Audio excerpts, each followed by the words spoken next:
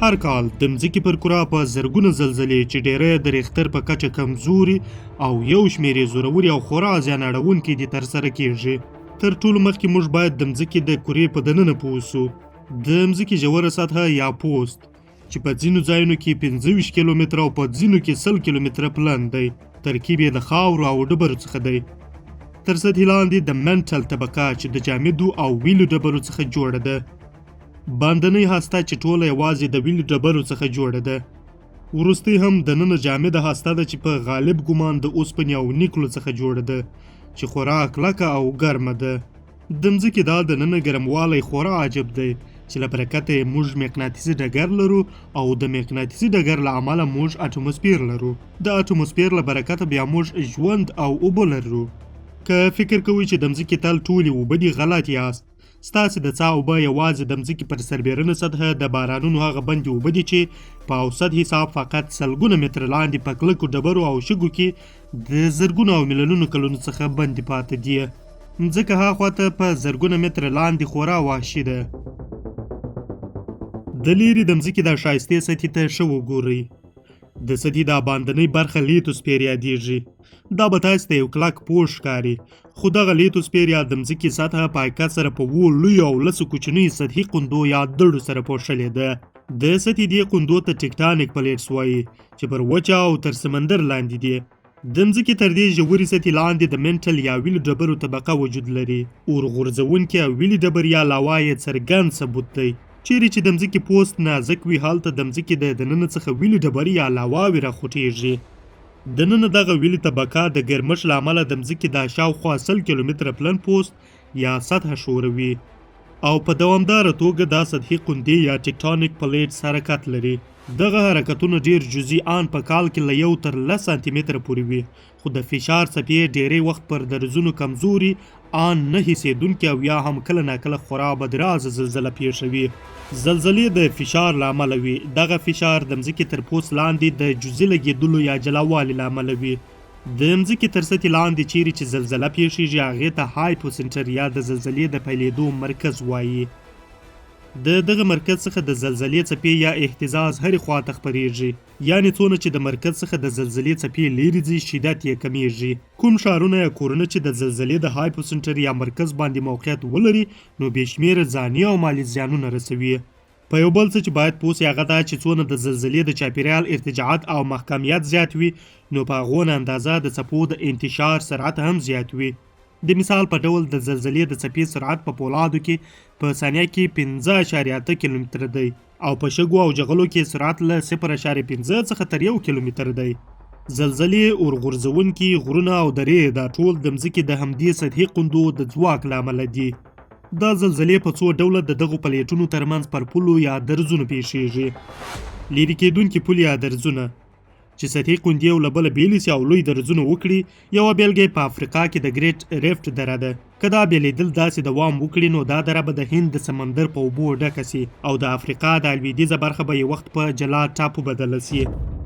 مژونکي درزونه په دې ډول کې سطحي قندې یو د بل سره په مخالف جهت کې حرکت پیدا کوي او لګیږي چې تر سطحې لاندې خورا سخت فشار تولیدوي او دا فشار سطحه ریږدوي. ښه بیلګه د سان انډریس لوی درز دی چې د خورا سترو زلزلو څخه برخمن دی. د همدې ستر درز یوه برخه لاس انجلس هر کال شاوخوا 2 انچه د شمالي کالیفورنیا وخواته ښویږي. ورټولېدونکي درزونه هغه ډول چې سطحي قندې یو د بل سره مخ په مخه ولګیږي. که یې ترمنځ کافي اندازه د ضخامت توپیر وي نو نازکه برخه یې تر پنډې لاندې کیږي او له درز څخه د مځکې د منځ مګما یا ویلې ډبرې راخوټېږي. دا ډیری وخت نوي اورغورځونکي جوړوي، خو که سطحي قندې یا دړې په سمندر کې یو پر بل ورسربیره سي نو خورا لوی سیلابي طوفانونه جوړوي. خو که دواړې سطحي قندې مخ په مخه سره ولګیږي او یو پر بل ورسربیره سي نو په نتیجه کې غرونه رامنځته کیږي او د غرونو جوړښت هم په دې سلسله کې د سلګونو زره کلونو په موده کې جوړ سوي دي. یوه بیلګه د هیمالیا د غرونو سلسله ده. د ماونټ ایورسټ کلنۍ اندازه نیونه یې ښکاره ثبوت دی چې هر کال شاوخوا 3 سانتي متره جګیږي. ډېری زلزلې په 3 مهمو ځایونو کې پیښیږي. د اطلس سمندر منځنۍ لیکه چې تر یاد سمندر لاندې ده. د الپاید رسۍ کوم چې له مدیترانې څخه تر سویلي اسیا پسې غځېدلې او باید ووایم چې افغانستان، پاکستان او یو شمېر نور هیوادونه هم دغه لیکې ته نږدې پراته هیوادونه دي چې هر وخت د زلزلو احتمال لري. د آرام سمندر د اور کړۍ د اور کړۍ د آرام سمندر راتاو د طبیعي ناورینونو ډکه 40,000 کیلومتر په مساحت غځېدلې ساحه ده چې له 15 هیوادونو څخه تیریږي او د نړۍ 80% زلزلې هم پر دغو سیمو پیښیږي. دا د مځکې د طبیعي ناورینونو یو خورا خطرناک او وژونکې حصه ده چې یوازې د 4,500 اور غورځونکو څخه برخمنه ده. ډیری دغه اور غورځونکي د سمندر په تل کې دي. معمولا کمزوري زلزلې د سطحي قندو د شورېدو له امله وي او زوروري زلزلې د دوو سطحي قندو د ټکر له امله رامنځته کیږي. په حقیقت کې د زلزلو د ځواک د اندازهګیرۍ اخري واحد نه دی ټاکل شوی، خو تر اوسه د ریختر په کچه له 9.5 څخه زوروره زلزله نه ده پیښه شوې.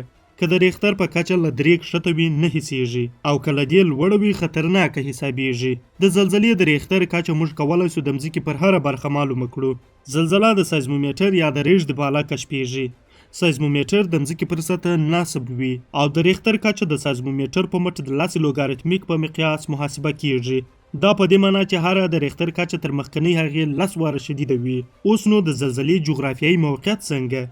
د بیلګې په توګه موږ په جلا جلا سیمو کې 3 د زلزلې معلومولو بېلابېل مرکزونه لرو او دا مرکزونه د سپوږمکۍ په مټ د اطلاعاتو له مرکز سره وصل دي. کله چې زلزله ترسره سي اول یې پرایمر یا اولنۍ څپه خپریږي. دلته یې موږ په پی او ژړ رنګ نښاني کوو.